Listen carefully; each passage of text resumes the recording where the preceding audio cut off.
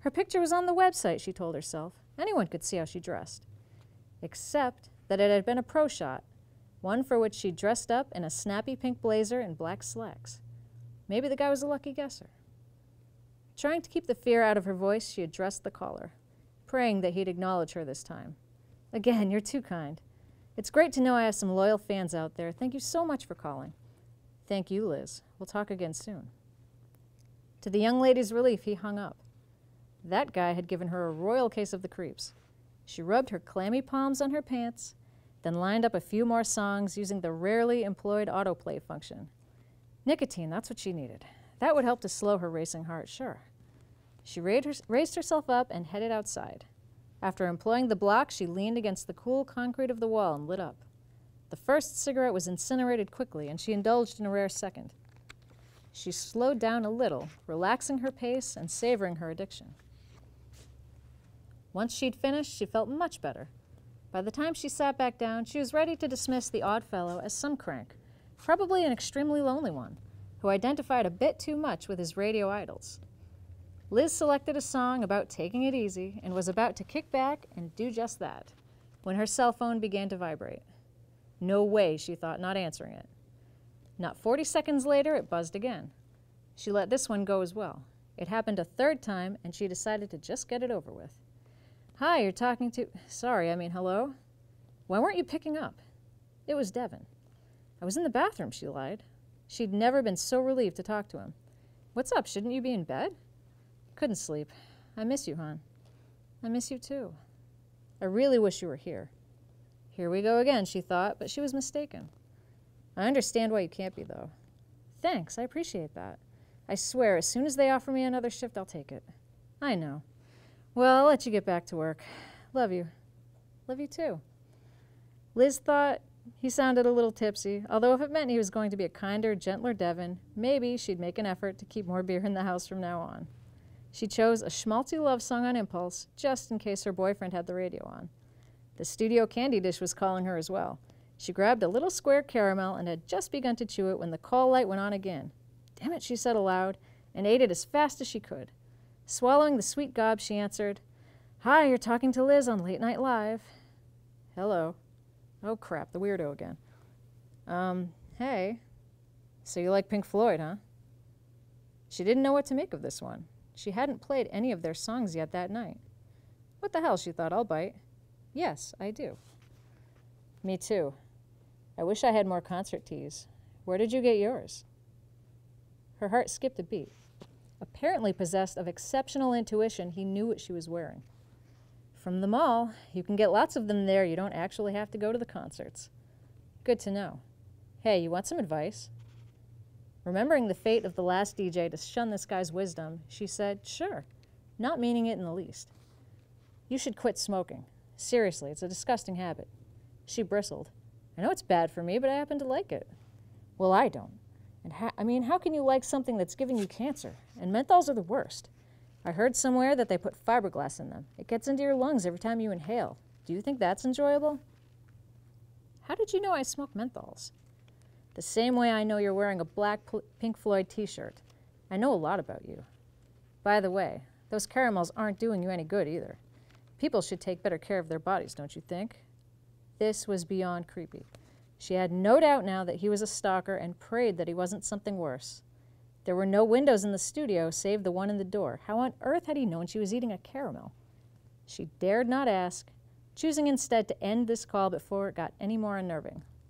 Look, mister, thanks for the advice, but I really have to get going. I've got a job to do, you know. The weather isn't going to announce itself. Actually, in a way it would, whether or not you were around to broadcast it. Okay, have a great night, pal. She hung up, resolving to smoke in the bathroom rather than outdoors when she next felt the urge. The wait wasn't long. Eating and smoking were her two preferred ways of dealing with stress, and cigarettes were a zero-calorie treat.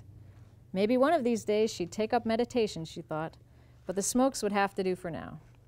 She paused the classic rock for another station identification, time and temperature update, then a couple of commercials.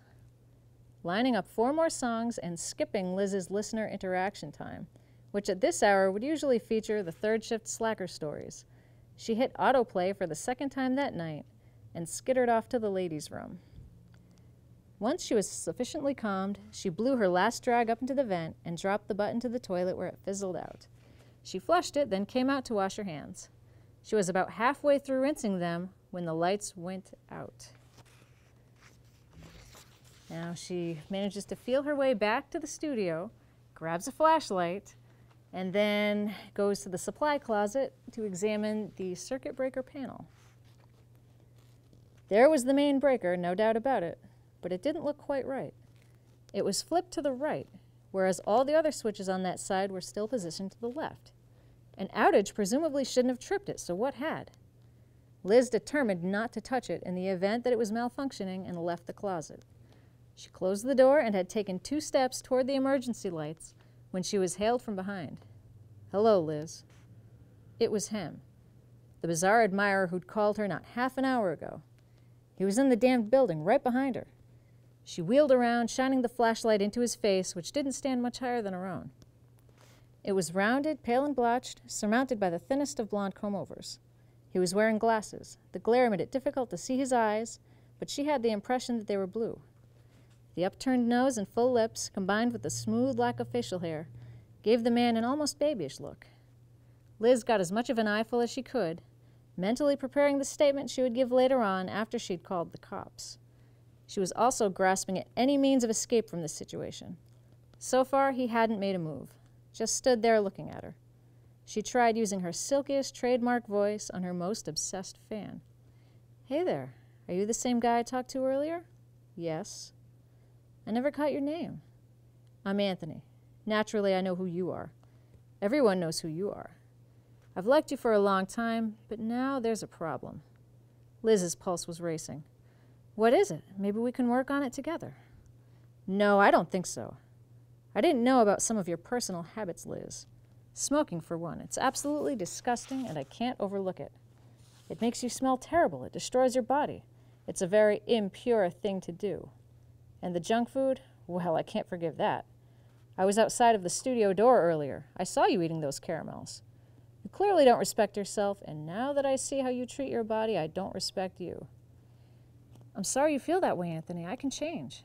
I'll quit smoking right now. I'll even destroy the pack right in front of you. And I'll go on a health food kick, I swear." She was growing desperate. "Please, God, let him buy this," she silently prayed. "It's too late. I'll never see you the same way again, and I can't keep listening to you. You're betraying your fans, all those listeners out there. I can't let that continue, Liz." "Okay, I'll quit my job. I'll go home right now and never go back on the radio again." "I don't believe you. I just don't feel like I can trust you. I'm sorry it has to be this way. I really am." "What way?" It was then that Liz saw the long, nasty-looking knife in Anthony's right hand, narrowly glinting in the dark. So, of course, he doesn't go away. He attacks her and leaves her for dead. Now, she's lying there on the floor. She's bleeding. She can feel herself dying. Oh. She's just in agony. She's thinking of her parents, her siblings, her boyfriend. It's not fair. So she makes a wish. She wants revenge on this guy. She wants to get this guy. But she is so helpless. Someone answers her unspoken call, saves her life, and grants her wish. And you can decide if it's worth it or not.